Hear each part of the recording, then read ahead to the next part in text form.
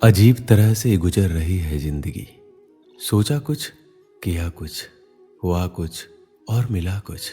वक्त के साथ साथ बहुत कुछ बदल जाता है। लोग भी, रास्ते भी, एहसास भी और कभी कभी हम खुद भी। इस छोटी सी जिंदगी में बहुत ही बड़ा सबक मिला है।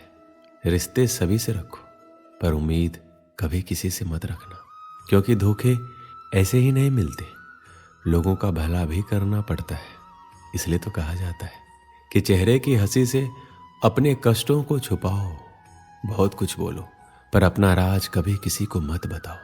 ये दुनिया का एक कड़वा सच है कि अमीर इंसान अपना पैसा अमीर बनने में लगा देता है, इसलिए वो अमीर बन जाता है। और गरीब इंसान अपना पैसा अमीर दिखने में लगा देता है, इसलिए वो गरीब ही रह जाता है। कड़वा है लेकिन सत्य है। जब बात किसी की अच्छाई की होती है तो सब खामोश रहते हैं, लेकिन जब बात किसी की बुराई की होती है तो गूंगे भी बोल पड़ते हैं। अपने किए गए 100 गुनाहों पर पर्दा डालकर हर इंसान कहता है कि जमाना बहुत खराब है। अगर कोई इंसान जिस पर आप सबसे ज्यादा भरोसा करते हैं वह आपको धोखा दे या मदद करने के समय पलट जाए, तो ये मत सोचना कि वो इंसान बदल गया, बल्कि ये सोचना कि आज उसका नकाब उतर गया। लोगों का क्या है, उनका तो काम ही है कुछ ना कुछ कहना।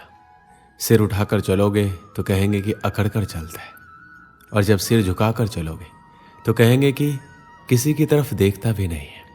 इसलिए ऐसे लोगों का फिक्र मत करो, बल्कि वो करो जो आपकी मन की आवाज कहती है। जन्म लेते समय तो हर बच्चा रोता है, लेकिन वही बच्चा समय आने पर हंसता है, मुस्कुराता है। ठीक ऐसे ही आज हमारे जीवन में दुख होंगे, परेशानियां होंगी, मुसीबतें भी होंगी, लेकिन याद रखिए आने वाले समय पर खुशियां आपके जीवन में अपने आप आ जाएंगी और आप फिर से मुस्कुराएंगे। आप हाथ की लकीरों का खेल समझ जाइए। लकीरें आपकी मुट्ठी में है, आपके काबू में है। अगर कोई आपके हाथ की लकीरें देखकर आपका भविष्य बताता है तो इसका मतलब ये नहीं है कि वह आपका भविष्य देख सकता है, बल्कि वह तो यह कहना चाहता है कि तुम्हारा भविष्य तुम्हारे हाथों में है। लेकिन लोग इस बात का गलत मतलब समझ लेते हैं। लोग असल बात को समझ ही नहीं पाते, और जो लोग ये बात समझ नहीं पाते उन्हें वक्त और जमाना ये बात अच्छे से समझा देता है। श्री कृष्ण कहते हैं सभी के जीवन में अलग अलग परेशानियां रहती है। जो लोग धैर्य के साथ इनका सामना करते हुए आगे बढ़ते रहते हैं वो जीवन में सुख शांति प्राप्त कर लेते हैं, और जो लोग धैर्य खो देते हैं उनके सामने और भी ज्यादा समस्याएं बढ़ने लगती हैं। जीवन घटनाओं का चक्र है। यदि बुरी घटनाओं के चक्र में आप फंसे हैं तो उससे निकलना बहुत मुश्किल होता है। यदि आपकी तोंद निकल गई है तो उसे अंदर करना उतना ही मुश्किल है जितना कि किसी संकट से बाहर निकलना। यदि आपको किसी भी प्रकार का रोग है, सुख है, धन का अभाव है, या किसी भी प्रकार के संकट से आप घिरे हुए हैं, तो हम आपको बताएंगे ऐसे तरीके जिन पर अमल करके आप सुखमय जीवन बना सकते हैं। आपके दिमाग में चाहे बुरे विचार आते हो, उसकी फिक्र करने की जरूरत नहीं है। आप बस एक काम कीजिए, वह यह है कि सुबह उठते ही आप एक अच्छा विचार सोचें या एक अच्छा वाक्य खुद से बोलने के लिए तैयार रखें। जैसे कि आज मैं बहुत खुश हूं, आज मेरी मनोकामना पूर्ण होगी, या मैं बहुत अच्छे विचारों वाला व्यक्ति हूं। आप कोई सा भी सुविचार सोच सकते हैं। प्रतिदिन यदि आप सुबह उठते ही खुद से कोई अच्छा कमिटमेंट करते रहे तो यह अभ्यास आपके जीवन को बदलने के लिए कुछ दिनों बाद सक्रिय होने लगेगा। आपका मस्तिष्क ही आपका भविष्य निर्माण करता है। खुद को अच्छे वाक्यों से प्रेरित करते रहे। नकारात्मक सोच एवं विचारों से बचने के लिए जरूरी है कि स्वयं को मोटिवेट करते रहें। ज्यादातर सफल और कामयाब लोग सुबह जल्दी ही उठते हैं, क्योंकि उन्हें अपने दिन का निर्माण सही और सकारात्मक सोच से करना होता है ताकि वो कामयाबी हासिल कर सके। इसके अलावा सुबह जल्दी उठने से हमारी सेहत अच्छी रहती है, हमारा दिमाग तरोताजा रहता है, और ऐसे वातावरण में हम अपने दिन का नियोजन अच्छे से कर सकते हैं। कुछ पाने के लिए कुछ खोना पड़ता है, इसलिए अच्छे भविष्य का निर्माण करना है तो आपको अपनी नींद का त्याग करना ही पड़ेगा। हम सबको सुबह सुबह बहुत नींद आती है, पर आपको खुद पे नियंत्रण रख के नींद का त्याग करके सुबह जल्दी उठना ही पड़ेगा।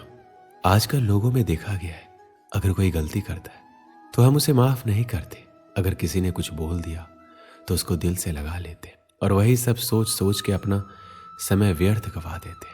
अगर किसी ने कुछ कह दिया है और आप उसको लेकर अगर सोचने बैठे हैं तो इसका मतलब ये है कि आपके दिमाग का नियंत्रण किसी और के पास है।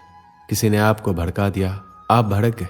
किसी ने कुछ कह दिया, उसका मुंह तोड़ जवाब देने में लग गए। ऐसे लोग बस आपका समय बर्बाद करते हैं ताकि आप अपनी मंजिल तक ना पहुंच सके।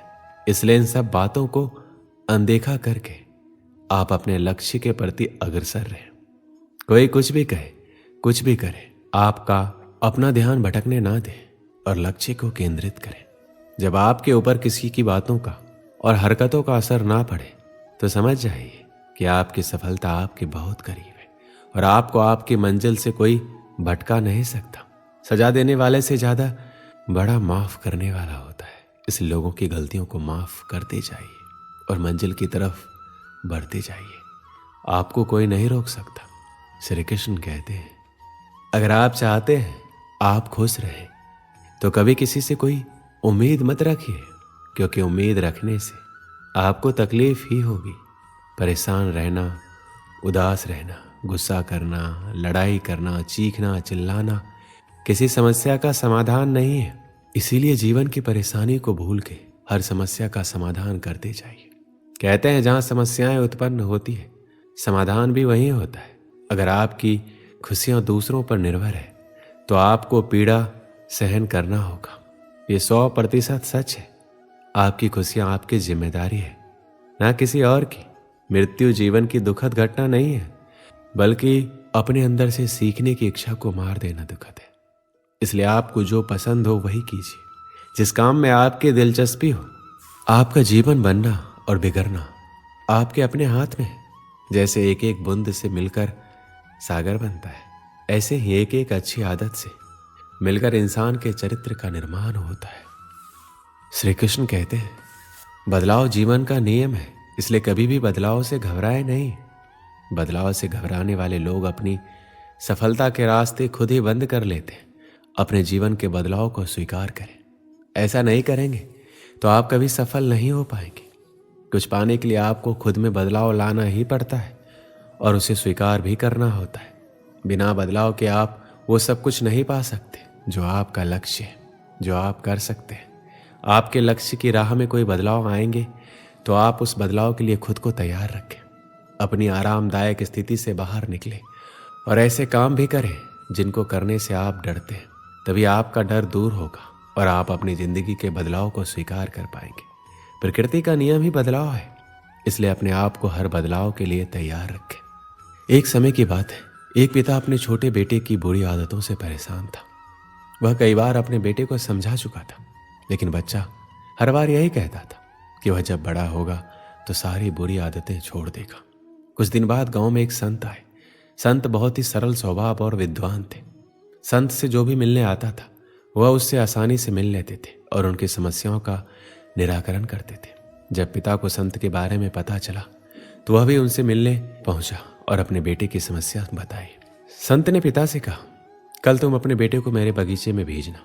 अगले दिन पिता ने अपने बेटे को संत के पास बताए गए बाग में भेज दिया। बच्चे ने संत को प्रणाम किया और दोनों बाग में टहलने लगे। कुछ देर बाद संत ने बच्चे को एक छोटा सा पौधा दिखाया और पूछा, क्या तुम इसे उखाड़ सकते हो? बच्चे ने कहा, यह कौन सी बड़ी बात है, मैं अभी उखाड़ देता हूँ।